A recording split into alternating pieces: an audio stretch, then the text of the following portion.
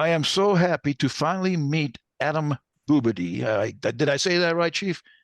Absolutely, you Okay. did. I got to get it right because he's a Cajun from New Orleans. And, if you go to New Orleans, you got to know people because it's kind of dangerous. The only thing is dangerous is eating too much of the delicious food. That's true. That is very true. You don't weigh yourself after you leave. I mean, you don't even want to know how much you gained. But yeah, my family and I, when we were at Biloxi at Keesler, loved going over there. And you're right, the food was incredible. The only bad thing is the humidity, the heat and the humidity, but you had to deal with that. Anyway. But did you grow up there? You were born there in New Orleans or near? Because New Orleans is a big city, but there's little subs from there. So I was born in New Orleans and I grew up about 20 minutes right outside the city. Um, and yeah, wonderful area. Yeah, it is definitely hot. Not too many places hotter than that. Yeah, Maybe Afghanistan, right? But yeah, yeah. And you don't normally grow up there. Most Americans, although there are some. But how long have you been a chief? I've been a chief for a little over 3 years. 3 years. And as we were talking before we started the podcast, but you had experience in a chief's position, right? I mean, one of the reasons we're doing this podcast is because a lot of times the new chiefs really don't know what to do as a chief. Now, I know they got a chief program or a school or something. I Mhm. really don't know what they teach there, but still, it's not the same as the experience of being in the middle of boots on the ground, getting yelled at, or youngsters coming up to ask for your advice and all that kind of stuff. But so you had some experience. And before I forget, CE, civil engineer. Yes. So real boots on the ground. What is it? Dirt pounders we used to call you guys, or something like that. I don't know Well, what one of our AFSCs, yeah, they're the dirt boys. dirt That boys. wasn't me. I was an electrician. That's how I grew up. But yeah, CE is definitely in the dirt, getting it done. And yeah, you're right. To what you mentioned, there is some prep courses they give us. Air Force started up like a branch off of the Senior NCO Academy. They call it a Chief Leadership Academy. So you'll go what they call a CLC Chief Leadership course, and they've got a few different tiers for that. But as soon as you get a line number, they're already tagging you to go. Hey, you got to go figure this out. Right. Um, and that was great. But I tell you what really helped me is just all the mentors along the way, and asking those questions like, hey, what am I supposed to be doing? How do I get ready for this? And not when I took the seat, right? It's uh, all the times before it and kind of getting ready. Yeah. And yeah, I was very fortunate as a senior master sergeant. I got to go to Joint Base Lewis McChord and sit as a squadron senior enlisted leader, work directly with the commanders as part of the triad. And some of that is trial by fire, right? Right. You Right. gotta figure it out. And just like you said, brother, uh, some things, slideshows and presentations and classes aren't going to teach you. You got to Right. get dirty. You Right. got to make some mistakes. You got to figure it out. You got to do some experimenting and then take all those lessons and just keep rolling with it and grow. Yeah. Yeah. I think the best advice I got when I made chief, and I was at Maxwell, where, of course, that's, as you know, enlisted PME, it happens there at Maxwell and Gunter. And I remember this chief, interestingly, that when I tell this story, I don't remember his first name. I don't know that I ever knew his first name. His first name was Chief, period. Gwaltney, and I think he's still there in the area, retired now. But Chief Gwaltney took me aside and he said, "Bob, if you want to be a real chief, you got to be ready to get your ass chewed at least once a week." And at first I thought, oh, well, and this is an old crusty chief. He's been in forever, and still wore brown shoes. And I really didn't understand that till maybe a week later. And what he was trying to tell me is you got to go fight for your airmen. And and it's not going to be fun. The commander or whoever you're fighting, the general, is going to give you a bunch of crap. They're going to chew your butt out. And when your airmen mess up, you got to go take the heat for them and all that kind of stuff. And like you said, I learned that pretty quickly, but I had some experience in that because those chiefs took care of me. But that's, you got to be ready for it. You got to be ready for it. Now, lesson number one is you are not the boss. Everybody, I think the perception is that, man, when I make chief, I'm the boss. First of all, you do get those phone calls, right? Where do you want to go? that's the way it was back in my day. Because in 5 minutes after the list was out, I'd get that phone. Where do you want to go? Because you're moving somewhere, and it wasn't always nice places. I never made Hawaii, but anyway, um, there's you answer to someone. And the question Mm-hmm. that I often ask, Chief, especially of senior NCOs, is that because I taught at the NCO at the Air Force Academy for almost 20 years. When that lieutenant, that second lieutenant, walks in your door, what do you do? You stand up. You Sometimes you gotta pay him that respect. we miss that sometimes, Chief. That's the first thing, right? To stand up, and maybe not so much if it bothers you, because some people, think, hey, I've been in 30 years, and here's a new lieutenant's been in 30 minutes. Well, one, he outranks you, she outranks you, but number two, if you can't stand up for them, stand up with them. Mm-hmm. Right? I mean, in your business, in the CE business, you probably have lieutenants and captains and all that are getting dirty just like you. And you know what? On that note, about like standing with them, and I love in your book how you say like this lesson number one, right? This is the most important lesson is knowing where you are, but like in that realm, what I really found out is you got to know what drives you. You got to know your values, right? What do you stand for, right? What are you representing? What are you bringing to the table? Who are you, and how does that help you make decisions and lead people, right? Yeah, yeah. Because that's really now, by the time you're a chief, that's really what you're doing is leading people, right? Or you're not.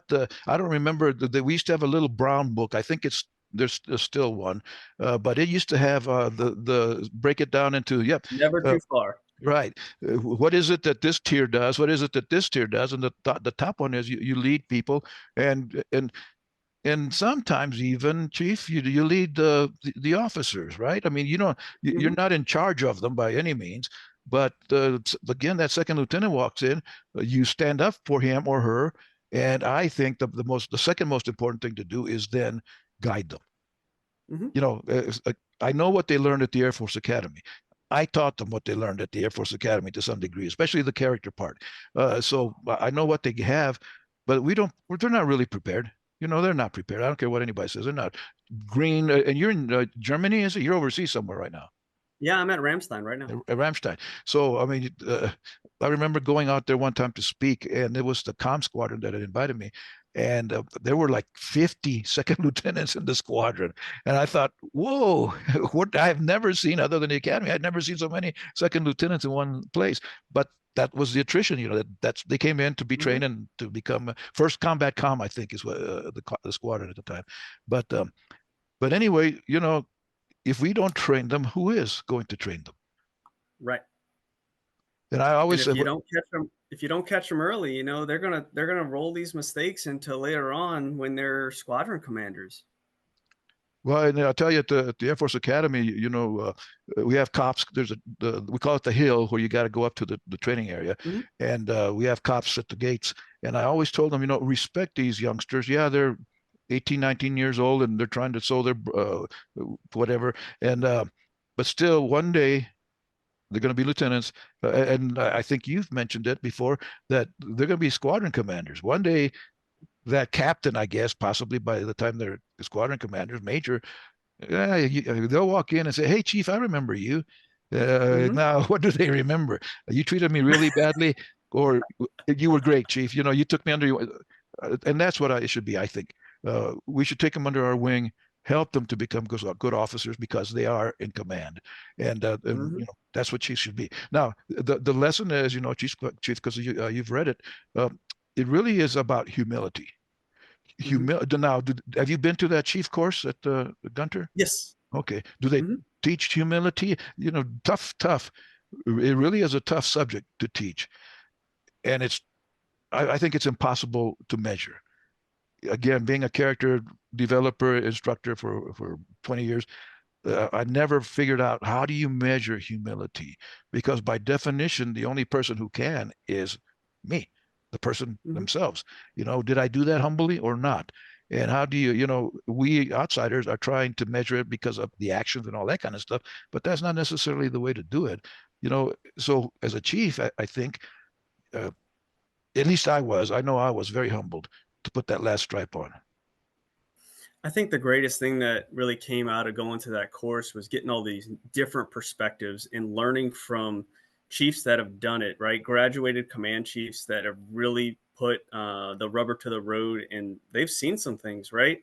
And talking about expectations and walking through how to handle situations, and that type of interactive nature of those lessons helps open up how you approach these things and how you lead. And I think in those lessons, we really start uncovering um, what that humility feels like and what it should look like.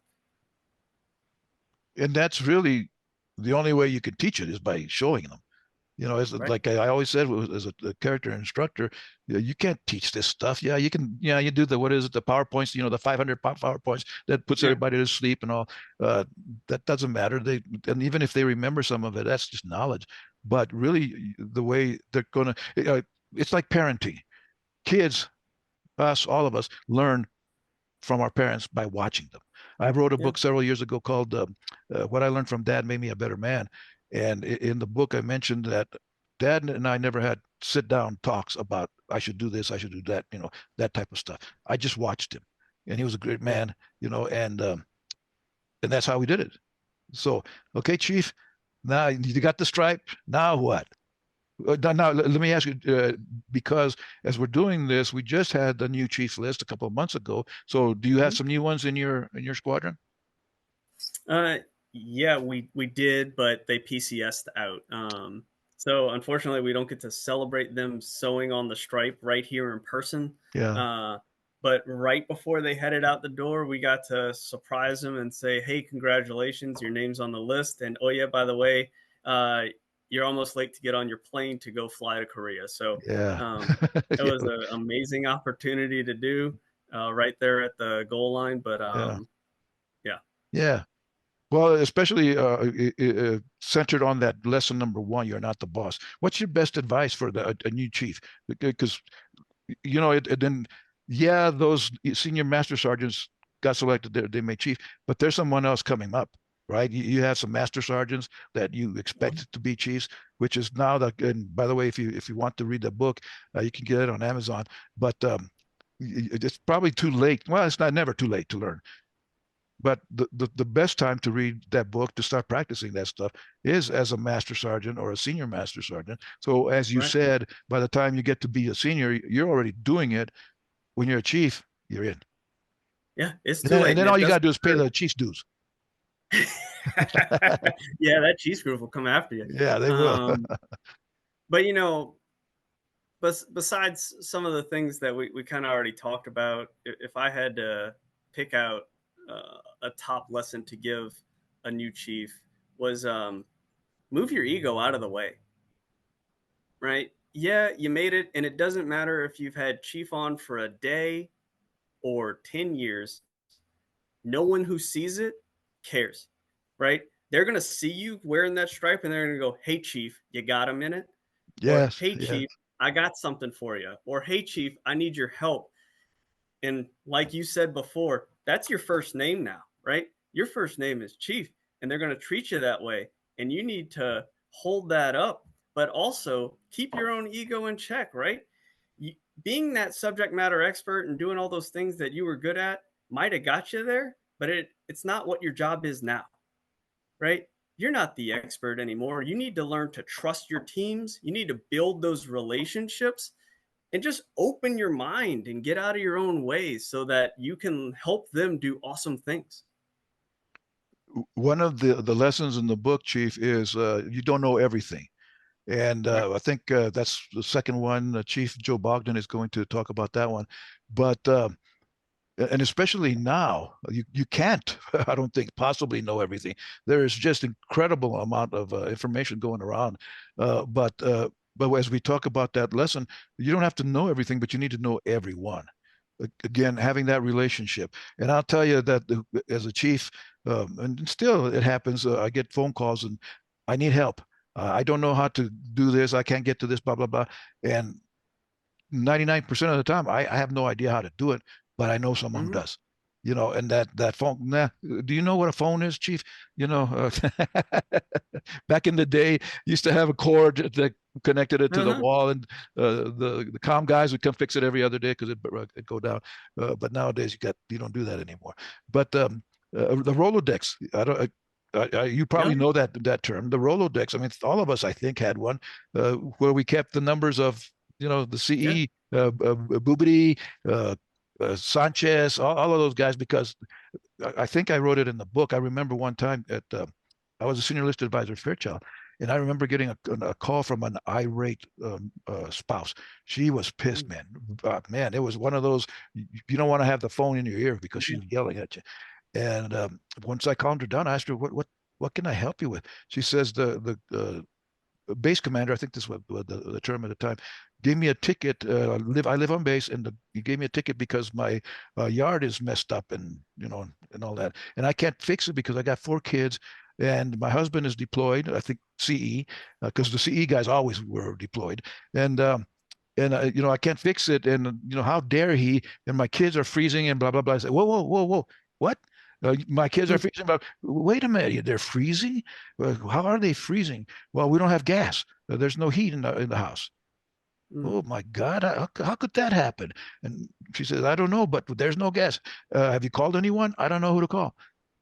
Mm. I'll get back. Give me your phone number. I'll get back. And I called CE, and I talked to Steve. I can't think of his last name, but Chief Steve. And I told him, oh crap, Bob, my guys were out there fixing gas pipes, gas lines yesterday. Maybe they broke it or something. Let me figure it out. So 5 minutes later, he called back. We're on it. We're out on our Mm. way out there. And maybe in a half an hour later, the lady calls back. Thank you so much, Chief. I didn't do anything, but I knew Steve, who knew had people, and that's, I think that's humility, Chief. Because again, yeah, you're not the boss. Yeah, you can strut all you want, but people know whether And you you know got it. what? I think because we need so much of that partnership, right? Even as chiefs, that's why the building the networks of relationships matters so much, and how we treat each other. Because we can't do everything, we don't know everything, but you got to know the people who do. Yeah, And when you can reach out and say like, "Hey, I need a hand. There's a situation. yeah, I'm not sure what to do next," and just kind of like be okay with admitting that, right? And then just have them help you, because you know what? When they come calling for something that you're an expert in, uh, you're gonna be there to pick up the phone. You know? right, right. And people should, and I think that, well, like you said, they expect you as a chief. I don't know where you work, Chief, but you're a chief, and I expect you to know how to help me, and most, I think, chiefs are pretty good about that. I had a talk with one of my proteges yesterday, who was saying that a lot of times, though, the chiefs that he worked with would go around him and go directly to the boss, to the commander, to the Mm. the uh, general, the wing commander, whatever. And again, that's one of the things that I learned as coming up as a chief. You don't do that. If you need something, and even if the boss, if the commander's standing next to you, you don't ask for anything. You go to the chief first, who works for him or her, and talk it all out, so that you don't blindside the chief. Because it never happened to me on active duty, but I can imagine walking into the wing commander, and he already knows stuff that you don't know. Right. That's no good, because that puts everybody in a bad situation. Right. Yeah, and nothing will humble you faster than your boss having some information that you're getting first time from him or her. So you really have to open those doors up with your teams, right? It's not just with the other chiefs, it's with your down to your lowest ranking airmen. And really get out to know them and what's on their mind, and learn from them, right? Because like I said, you're not the expert, and man, these new airmen, they they've got so many great ideas, and change and innovation is just happening so fast.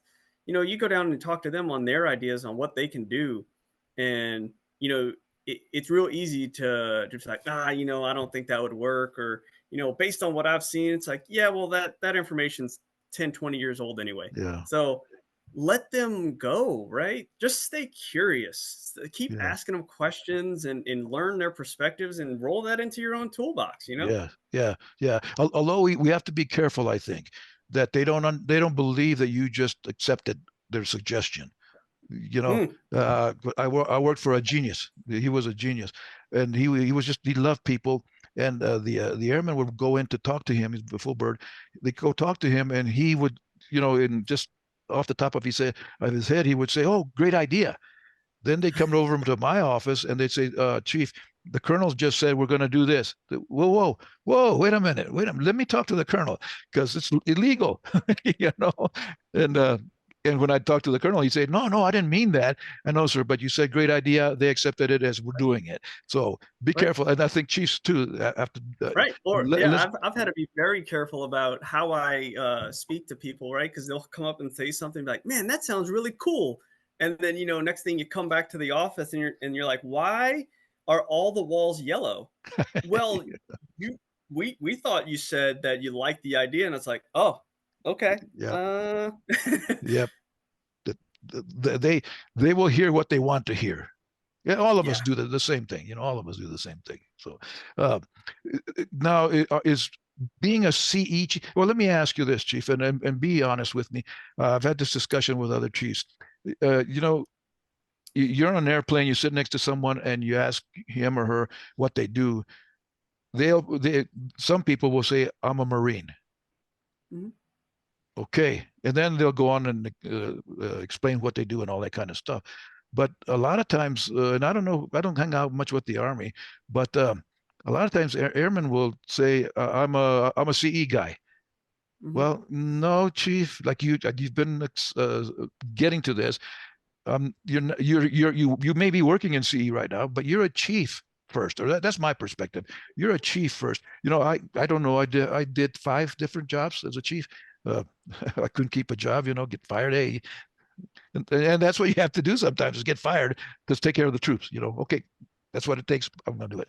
But anyway, but my perspective is you're a chief first, and you go because now you've always done CE. You moved from airman in CE through CE chief, or have you switched? Yes. Yeah. Stayed CE the whole time. Okay, but there is a possibility. When we're done here, the boss may come in and say, "Hey, by the way, you're the new command chief." So that's a little bit different than the CE chief. Oh yeah. But do you agree or disagree with that? That you're chief first, as we said a while ago, you're a leader of people, persons first.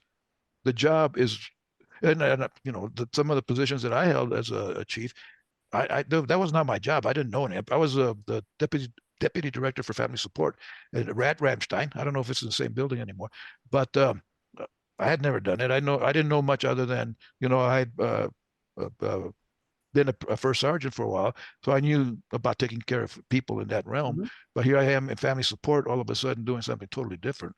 But I was the deputy, which meant I took care of people. Right. No, I completely agree with what you said. You're a chief first. Um, your background and where you came from and what you know kind of comes after because your number one job as a chief is going to be taking care of those people. It doesn't matter what unit you're in. Doesn't matter if you're at a squadron, at a directorate, at headquarters Air Force.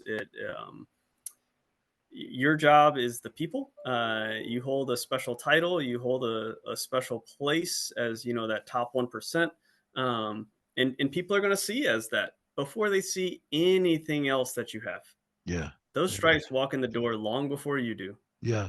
And as you say, as you mentioned, helping guiding the people, that includes the officers, right? Up, it's not just Absolutely. downward, it also upwards. Because as a chief, you got to And have the cojones to tell an officer when they're wrong, right, regardless of who they are. let's not forget about our civilians. And oh yeah, that's true. That's true. Hey, we have unit deputy commanders, we have flight leaders, we have, and depending on what base you're at, you have a lot of experience at the academy.